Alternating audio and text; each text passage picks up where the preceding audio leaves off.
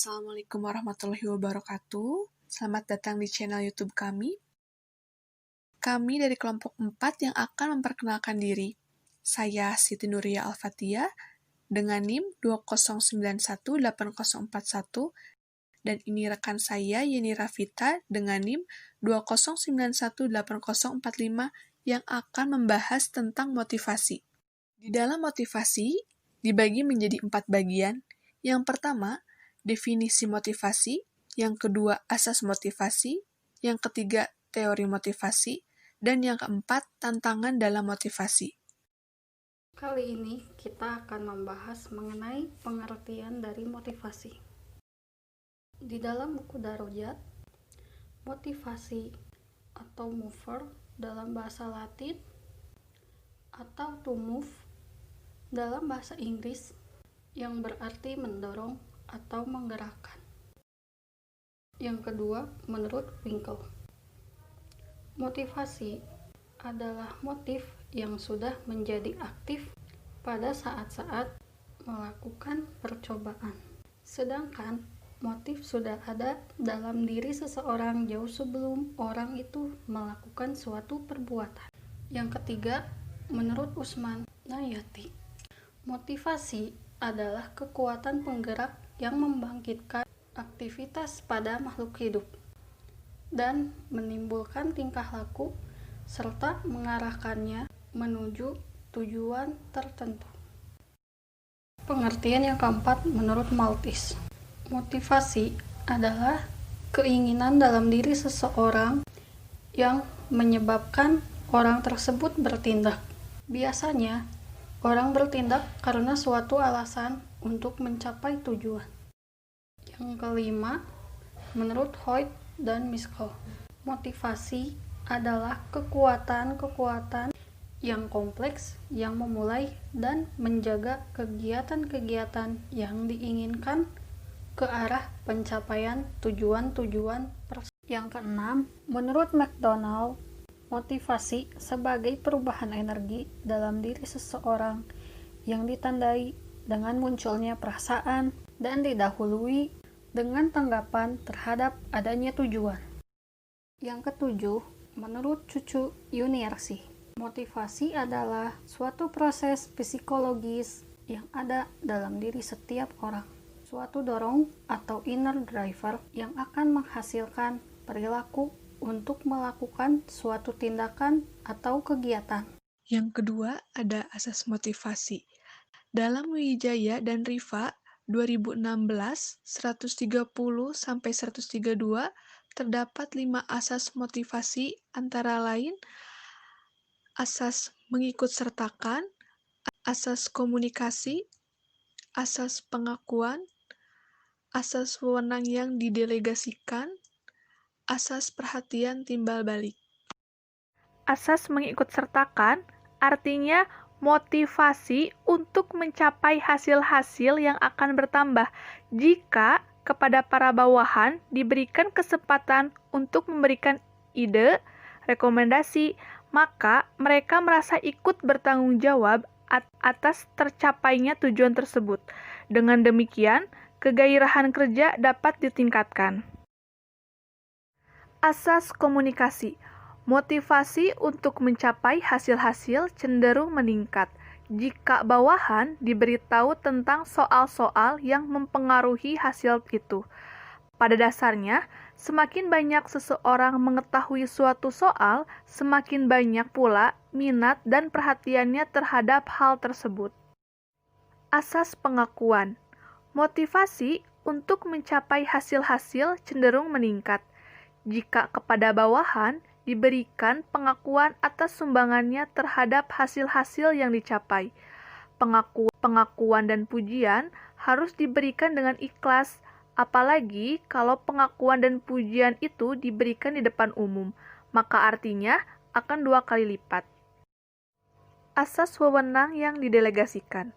Motivasi untuk mencapai hasil-hasil akan bertambah kalau bawahan diberikan wewenang untuk mengambil keputusan-keputusan yang mempengaruhi hasil-hasil itu. Asas perhatian timbal balik. Asas ini menyatakan bahwa hanya akan memperoleh sedikit motivasi bila selalu ditekankan betapa pentingnya bagi orang lain untuk mencapai tujuan dari suatu bagian atau seluruh perusahaan. Pembahasan poin yang ketiga adalah teori motivasi. Beberapa ahli telah memaparkan mengenai teori-teori motivasi. Yang pertama, teori hierarki kebutuhan Abraham Maslow. 1. Teori fisiologis. Yang kedua, kebutuhan rasa aman. Yang ketiga, kebutuhan sosial. Yang keempat, kebutuhan penghargaan. Dan yang kelima, kebutuhan aktualisasi diri. Yang kedua, teori ERG yang menyatakan bahwa makin tidak terpenuhinya suatu kebutuhan tertentu, makin besar pula keinginan untuk memuaskannya. Teori motivasi yang ketiga adalah teori kebutuhan McClelland, menyatakan bahwa ada 3 kebutuhan yang dapat digunakan untuk menjelaskan motivasi individu, yaitu 1. Kebutuhan pencapaian, 2. Kebutuhan akan kekuatan, dan 3. Kebutuhan afiliasi. Teori yang keempat, teori harapan, menjelaskan bahwa kekuatan dari suatu kecenderungan untuk bertindak dalam cara tertentu tergantung pada kekuatan dari suatu harapan. Yang kelima, teori penentuan tujuan. Penentuan tujuan memiliki 4 mekanisme yang berkaitan dengan motivasi, yaitu 1. Tujuan mengarahkan perhatian. 2. Tujuan mengatur usaha. 3.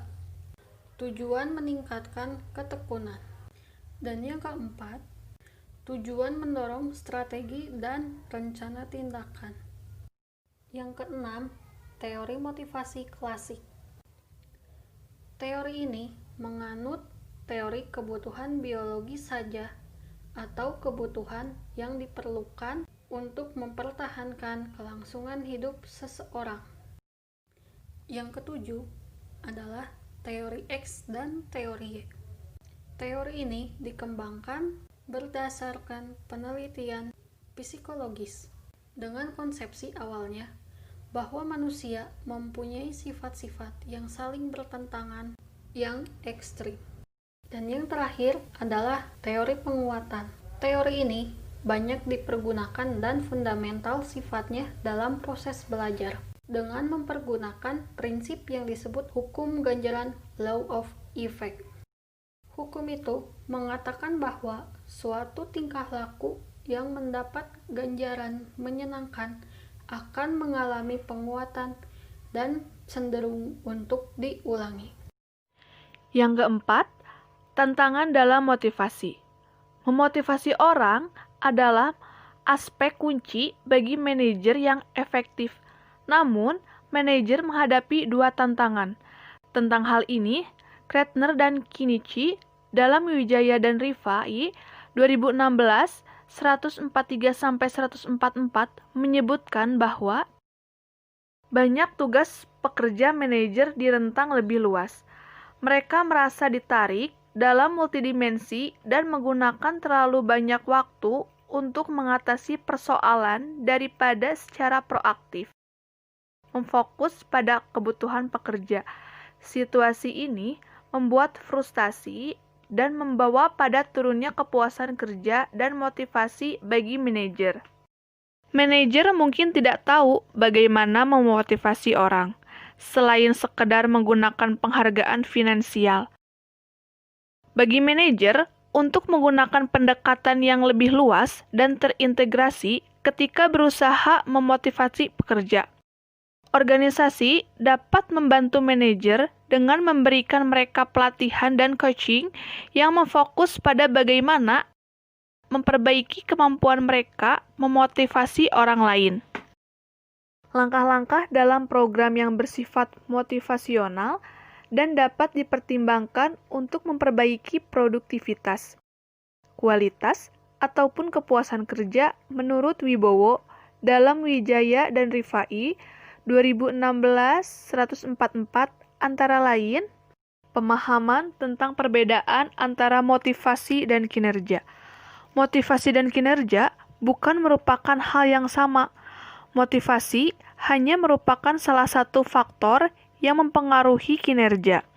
Perbedaan individual merupakan salah satu penyebab rendahnya motivasi yang harus dipertimbangkan. Manajer dianjurkan mengembangkan pekerja sehingga mereka mempunyai kemampuan dan pengetahuan memelihara karakteristik positif pekerja, seperti self-esteem, self-efficacy, emosi positif, dan kebutuhan untuk berprestasi. Motivasi adalah goal-directed, maka proses dan penetapan tujuan harus dilakukan melalui prosedur yang tepat. Umpan balik memberikan informasi dan arah yang diperlukan untuk menjaga pekerja fokus pada tugas, aktivitas, dan tujuan yang relevan. Budaya organisasi mempengaruhi motivasi dan perilaku pekerja secara signifikan. Cukup sekian pemaparan dari kelompok kami ucapkan terima kasih.